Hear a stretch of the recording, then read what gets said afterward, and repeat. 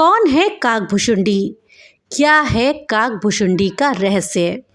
दोस्तों, आज इस वीडियो में हम काकभुशुंडी के रहस्य के विषय में जानेंगे कि आखिर कौन थे काकभुशुंडी, कैसे हुआ था इनका जन्म। दोस्तों, काकभुशुंडी का वर्णन वाल्मीकि रामायण और तुलसीदास के रामचरितमानस में आता है। सबसे पहला वर्णन इनका तब आता है जब देवी पार्वती ने महादेव से श्री राम की कथा सुनाने का अनुरोध किया था। माता के अनुरोध पर भगवान शिव उन्हें एकांत में ले गए और राम कथा विस्तार से सुनाने लगे। दैववश देवताओं के लिए भी दुर्लभ उस कथा को वहां बैठे एक कौवे ने सुन लिया। भगवान शिव के द्वारा कथा सुनाए जाने पर उसे श्री राम के सभी रहस्यों सहित पूरी कथा का ज्ञान हो गया और वही कौवा आगे चलकर काकभुशुंडी के रूप में जन्म लिया। काकभुशुंडी राम के भक्त थे और श्री राम की भक्ति के अलावा उन्हें और कोई भी काम नहीं था। वो रोज वृक्ष के नीचे राम कथा का वाचन करते थे, जिसे सुनने के लिए ऋषि मुनि दूर दूर से आते थे। उनकी कथा में वो आकर्षण था कि एक बार स्वयं महादेव काकभुशुंडी के मुख से राम कथा सुनने के लिए हंस के रूप में उस वृक्ष के निकट रुक गए। काकभुशुंडी के मुख से राम कथा सुनकर के महादेव अत्यंत प्रसन्न हुए और उन्हें इच्छा मृत्यु का वरदान दिया ताकि वो युगों युगों तक उसी प्रकार राम कथा का वाचन करते रहें। कुछ दिनों तक उनसे वो राम कथा जो उन्होंने स्वयं देवी पार्वती को सुनाया था, सुनकर वो तृप्त मन से वापस कैलाश को लौट गए।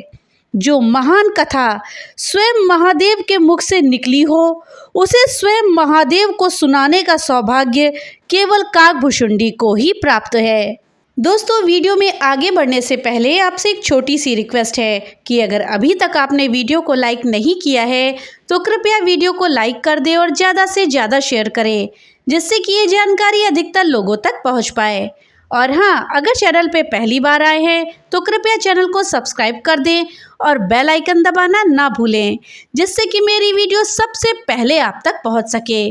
तो चलिए वीडियो में आगे बढ़ते हैं।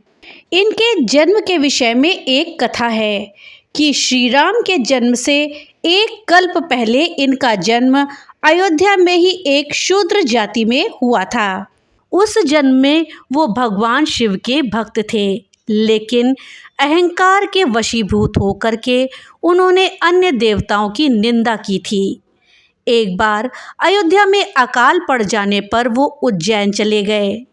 वहाँ वो एक दयालु ब्राह्मण की सेवा करते हुए उन्हीं के साथ रहने लगे। वो ब्राह्मण भी महादेव के अनन्य भक्त थे, किंतु भूल कर भी वो नारायण की निंदा नहीं करते थे। उन्हीं के समक्ष एक बार काकभुशुंडी ने भगवान शिव की तुलना नारायण से करते हुए भगवान विष्णु की निंदा कर दी। श्रीहरि की निंदा सुनकर के शिव जी अत्यंत क्रोधित हुए और उन्होंने आकाशवाणी के द्वारा काकभुशुंडी को धिक्कारते हुए कहा, रे अधम, तू स्वयं को मेरा भक्त कहता है, पर तुझे ये ज्ञात नहीं कि हरि और हर में कोई भेद नहीं है। तूने नारायण की निंदा करके मेरी भक्ति को कलंकित किया है, इसलिए अब सर्प की अधम योनि तुम्हें मिलेगी और सर्प योनि के बाद तुझे 1000 बार अनेक योनियों में जन्म लेना पड़ेगा। शूद्र के गुरु बड़े दयालु थे, इसलिए उन्होंने शिव जी की स्तुति करके अपने शिष्य के लिए क्षमा प्रार्थना करी। गुरु के द्वारा क्षमा याचना करने पर भगवान शंकर ने आकाशवाणी करके कहा, ब्राह्मण, मेरा श्राप व्यर्थ नहीं जाएगा। इस शूद्र को 1000 बार जन्म जरूर लेना पड़ेगा, किंतु जन्म और मरने में जो दुख होता है वो इसे नहीं होगा और किसी भी जन्म में इसका ज्ञान नहीं मिटेगा। इसे अपने प्रत्येक जन्म का स्मरण बना रहेगा। जगत में इसे कुछ भी दुर्लभ नहीं होगा और इसकी सर्वत्र अबाध गति होगी। मेरी कृपा से इसे भगवान श्री राम के चरणों के प्रति भक्ति भी प्राप्त होगी। महादेव के वचन के अनुसार काकभुशुंडी का सबसे पहला जन्म सर्प योनि में हुआ। उसके बाद वो जिस भी योनि में जन्म लेते उन्हें बिना कष्ट के मुक्ति मिल जाती। साथ ही महादेव के आशीर्वाद के कारण उन्हें अपने पिछले सभी जन्मों का पूरा स्मरण रहता। इसी प्रकार वो एक के बाद एक जन्म लेते रहे और 1000वें जन्म में वो एक ब्राह्मण के रूप में जन्मे। ब्राह्मण बनने पर वो ज्ञान प्राप्ति के लिए लोमश ऋषि के पास पहुँचे। तब लोमश ऋषि उन्हें ज्ञान की बातें बताने लगे तो वो बात बात पर उन्हें टोकने लगे। इससे रुष्ट होकर लोमश ऋषि ने कहा, रे मूर्ख, तू क्या कौवे की भांति बात बात पर काँव काँव करता रहता है? तू तो मनुष्य होने के योग्य ही नहीं है, इसलिए जा तू कौवे का ही जीवन व्यतीत कर।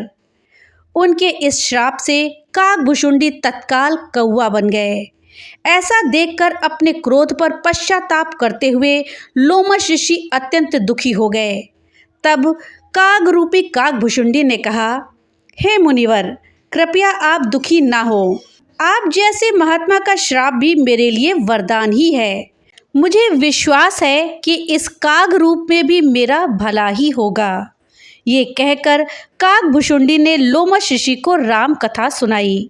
उनका ये संयम देख करके और श्रेष्ठ राम कथा सुन करके लोमश ऋषि बड़े प्रसन्न हुए और उनको इच्छा मृत्यु का वरदान दिया और साथ ही उनको राम मंत्र भी दिया।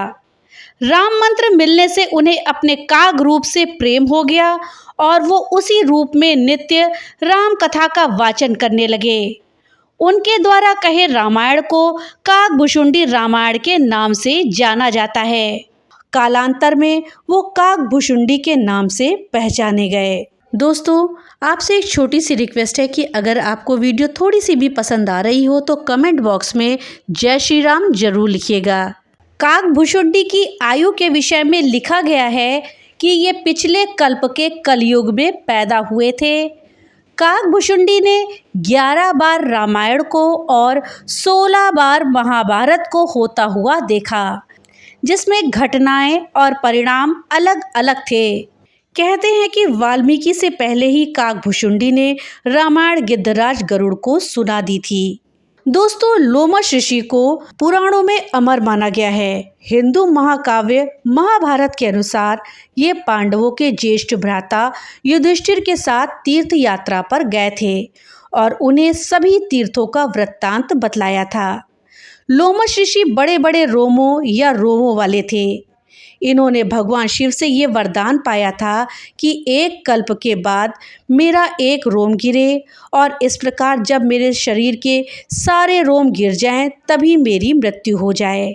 रामायण में एक ऐसा प्रसंग आता है जब नारायण के वाहन गरुड़ को श्री राम के विष्णु अवतार होने पर संदेह हो गया था। ये वर्णन तब आता है जब श्री राम की सेना ने लंका पर आक्रमण कर दिया था और श्री राम के नेतृत्व में वानरों और वृक्षों की सेना ने रावण के कई महारथियों का वध कर दिया। यहाँ तक कि कुंभकर्ण भी श्री राम के हाथों वीर गति को प्राप्त हुआ। तब रावण ने स्वयं युद्ध में जाने की ठानी, पर पुत्र मेघनाद ने अपने पिता को रोकते हुए कहा कि जब तक वो है तब तक उन्हें राजा होते हुए युद्ध में नहीं जाना चाहिए। मेघनाद महान वीर था और उसकी गिनती एकमात्र अति महारथियों में की जाती थी।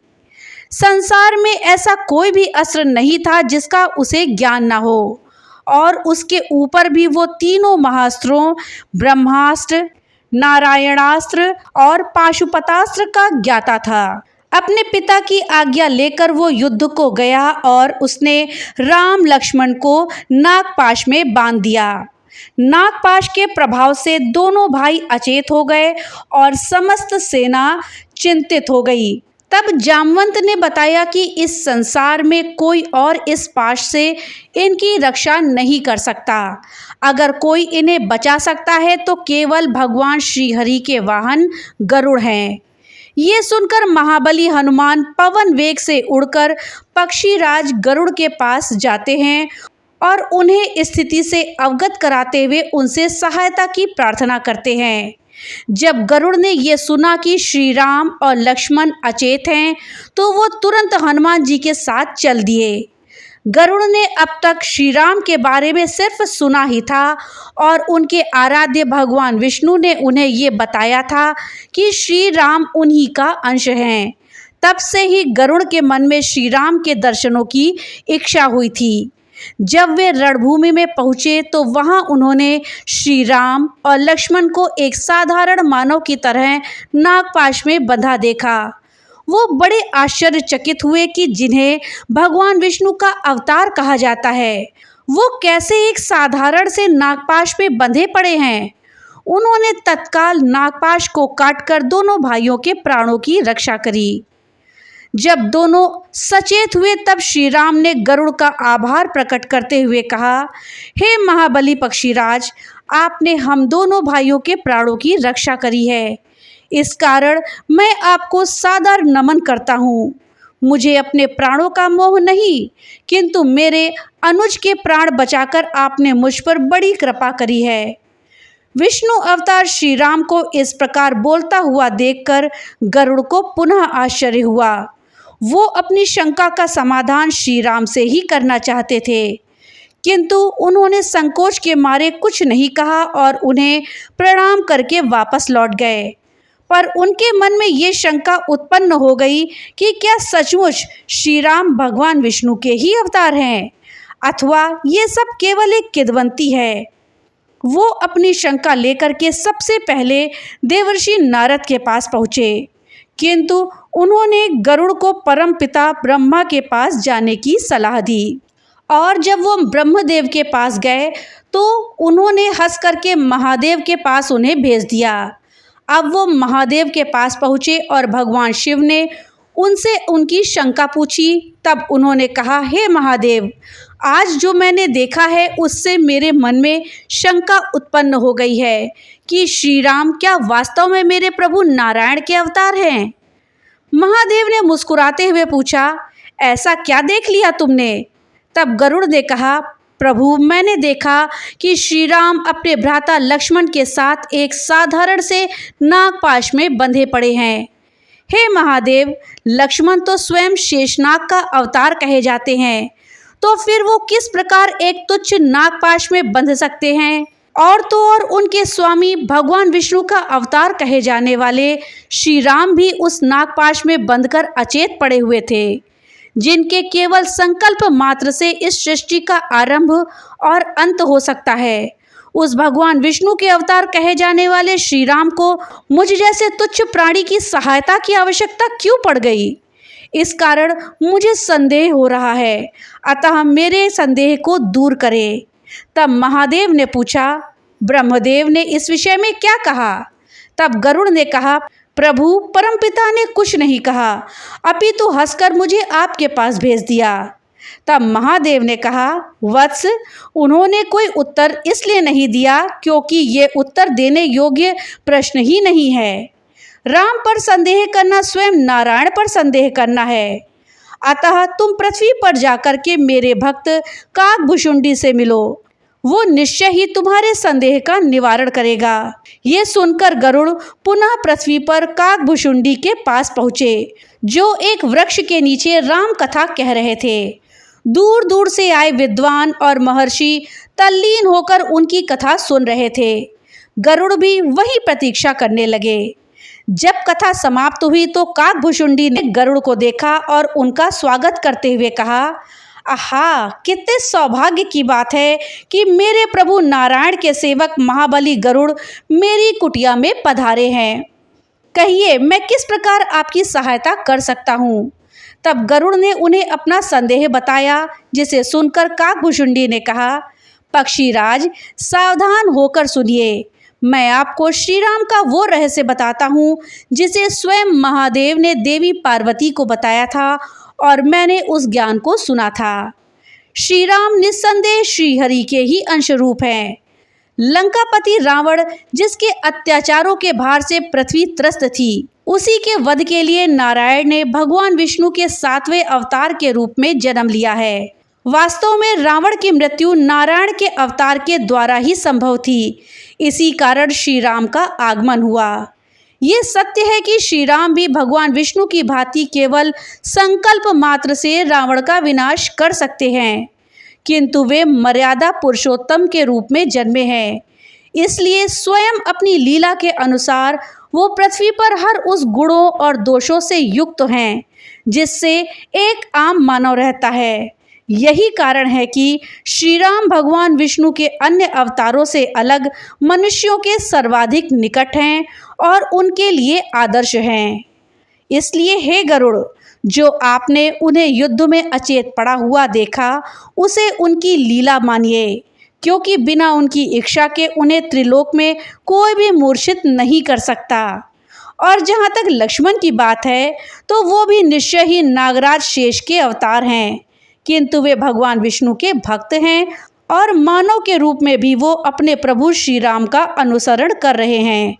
इस प्रकार श्री राम का रहस्य जानकर और काकभुशुंडी द्वारा नाना प्रकार से समझाए जाने पर गरुड़ का भ्रम दूर हुआ। उन्हें अपनी गलती का एहसास हो गया और उन्होंने मन ही मन श्री राम से क्षमा मांगी। तो दोस्तों, ये थी जानकारी काकभुशुंडी जी के विषय में। दोस्तों, जानकारी आपको कैसी लगी हमें कमेंट बॉक्स में लिख करके ज़रूर बताइएगा। तो मिलते हैं अगली नई वीडियो के साथ, तब तक के लिए राधे राधे।